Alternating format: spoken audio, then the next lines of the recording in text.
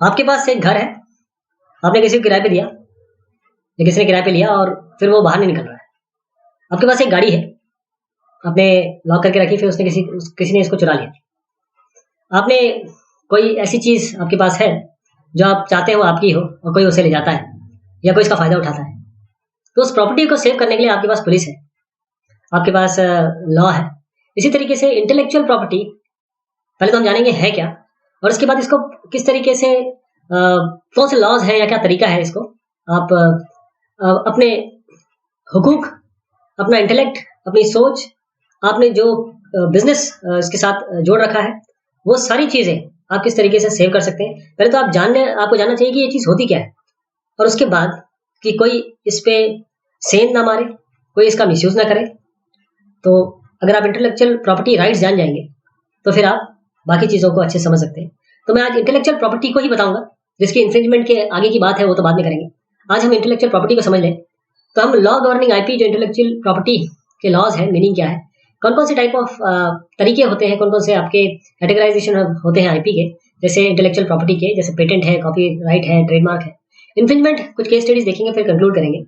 तो वाइपो वाइपो क्या है? World intellectual property organisation. ये वाइपो कन्वेंशन के तहत 1967 में बना था।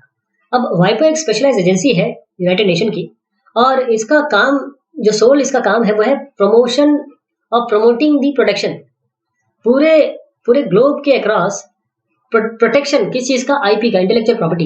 इंटेलेक्चुअल प्रॉपर्टी कोई भी ऐसी चीज नहीं होती जो आपके हाथ में रखी होती, ये आपके दिमाग की उपज है। ये आपको ऊपर वाले ने बनाया है, कुछ ना कुछ आपने नई चीज की है। अब वो जो नई चीज की है किसी ने चुरा ली और वो उससे पैसे कमा रहा है या फिर उसका फायदा उठा रहा है, तो उसको रोकने के लिए ये है। हेडक्वार्टर इसका जिनेवा में है, स्विट्जरलैंड में। तो इंटेलेक्चुअल प्रॉपर्टी होती क्या है? एक ऐसी प्रॉपर्टी होती है जो आती है ह्यूमन इंटेलेक्ट से, या आदमी इंसान ह्यूमन की सोच से, उसके इमेजिनेशन से, उसके आईक्यू से, उसके ऊपर जो ऊपर वाले का हाथ है कि भाई आप ये कुछ करिए, दुनिया में जाके कुछ करिए, तो आपने कुछ बनाया, तो वो ह्यूमन इंटेलेक्ट होता है। तो ह्यूमन क्रिएशन है ये।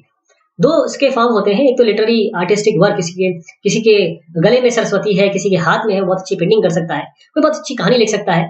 और इंडस्ट्रियल प्रॉपर्टी, आपने कुछ ऐसी चीज बना दी, आपने हवा से चलने वाली कार बना दी, हवा से चलने वाली कार बना दी, तो वो इंडस्ट्रियल प्रॉपर्टी होगी।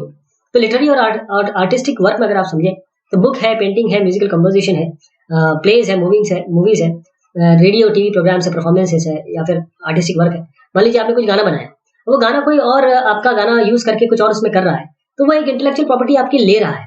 या तो वो आपका पूरा एक्नॉलेज करे, आपसे परमिशन ले, या उसकी रॉयल्टी दे। तीनों चीजें हो सकती हैं। कैसे प्रोटेक्ट करते हैं इनको? How are they protected? तो इसके लिए कॉपीराइट होता है। लिटरेरी और आर्टिस्टिक वर्क में अगर आप उसको कॉपीराइट कर देंगे तो आप ये बता देंगे देखिए साहब, इसको आप यूज ना करें, यूज करें तो आपको एक तरीका है जो अपनाना होगा। इंडस्ट्रियल प्रॉपर्टी क्या होती है? इंडस्ट्रियल प्रॉपर्टी वो फिजिकल मैटर है, कुछ फिजिकल थिंग होनी चाहिए जो एक, या फिर आइडिया या कॉन्सेप्ट होना चाहिए जिसका कमर्शियल पर्पस, जिसको कमर्शियल पर्पस के लिए यूज किया जा सके। उसको कैसे प्रोटेक्ट करेंगे? उसको पेटेंट कर देंगे आप, ट्रेडमार्क के थ्रू, इंडस्ट्रियल डिजाइन के थ्रू, ट्रेड सीक्रेट के थ्रू, लेआउट डिजाइन बना देंगे, ज्योग्राफिकल इंडिकेशंस दे देंगे।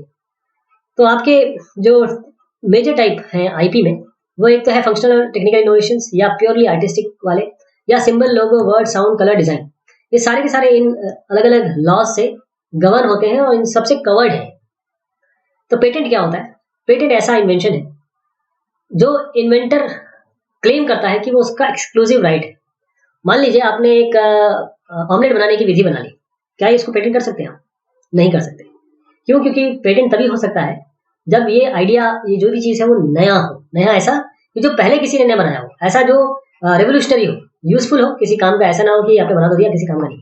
ऑब्वियस ना हो, जैसे आपने कहा कि मैंने ये पता किया है कि sun rises in the east, है ना। अगर आपने बोल दिया और आप बोलेंगे मैं इसका पेटेंट लूंगा, तो ये नहीं चलेगा।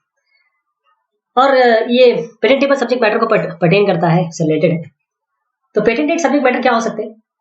ये दोनों, चाहे प्रोसेस हो या प्रोडक्ट हो, दोनों ही इन्वेंशन हो सकते हैं ये। और इसमें कोई ना कोई इन्वेंटिव स्टेप होना चाहिए, और जो इन्वेंशन आप कर रहे हैं उसका कोई इंडस्ट्रियल एप्लीकेशन भी होना चाहिए। जैसे कोई मशीन, कोई थॉट को अगर आप कहेंगे पेटेंट, तो फिर वो नहीं पाएगा।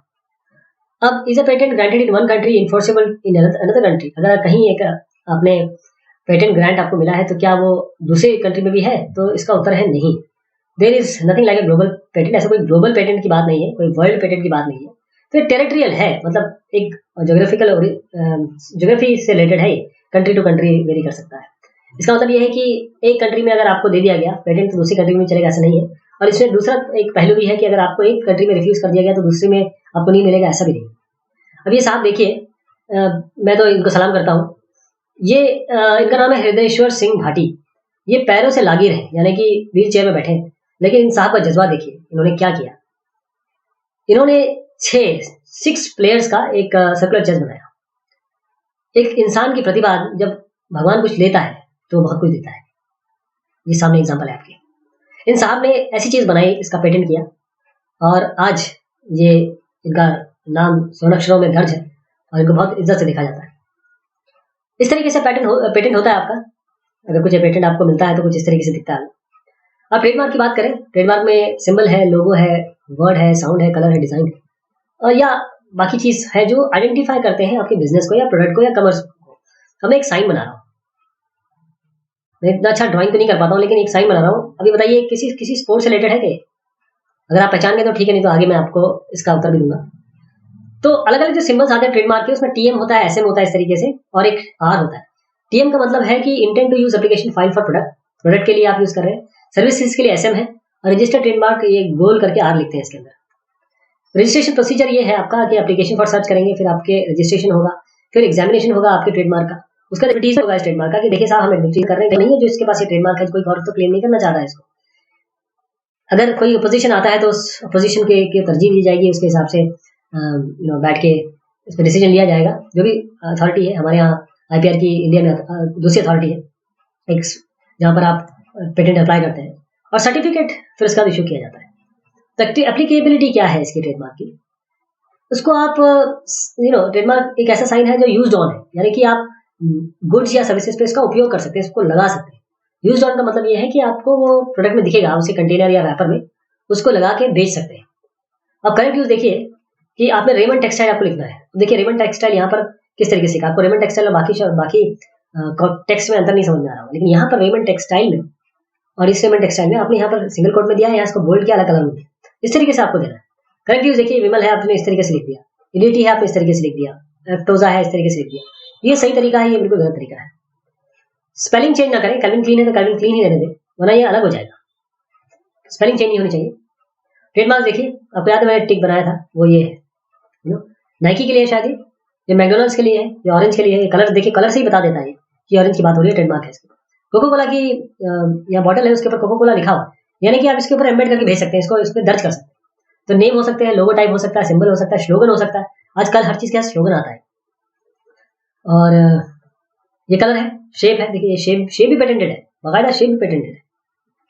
तो जो टर्म ओरिजिनल आता है, ओरिजिनल क्या होता है, और कॉपीराइट लॉ का अगर हम हवाला दें तो ऐसा काम जो किसी ऑथर की तरफ से आया, ऑथर ने उसे क्रिएट किया है, इसमें कोई नॉवेल्टी या फिर यूनिकनेस की आवश्यकता नहीं।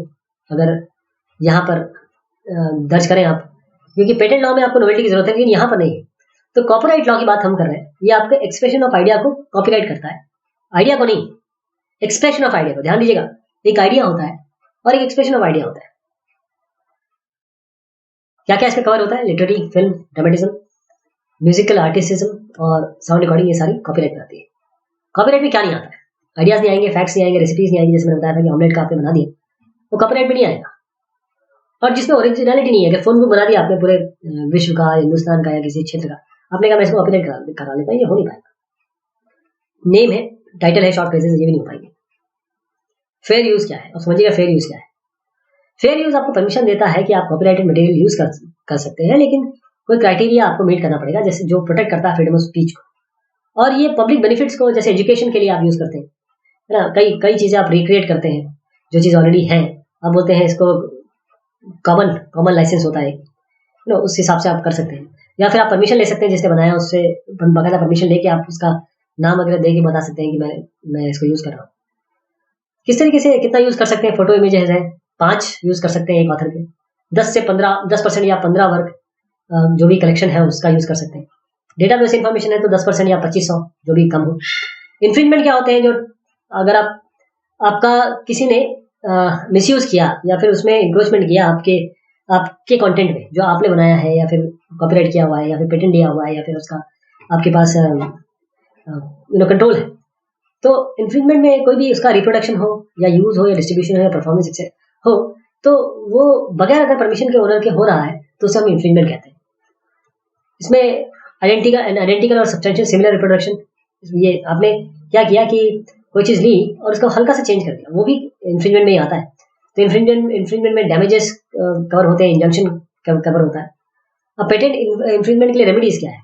आप सूट फाइल कर सकते हैं, वो आपको एक इंजेक्शन दे सकता है ताकि प्रिवेंट हो सके, या फिर दोबारा कोई इन्फ्रिंजर ये जरूरत ना करे। दूसरा, ये डैमेजेस बोल सकते हैं कि देखिए साहब आपने इनका यूज किया, इनको इतना पैसा दीजिए जितना इन्होंने मांगा है, या फिर एक म्यूचुअली तय हो सकता है।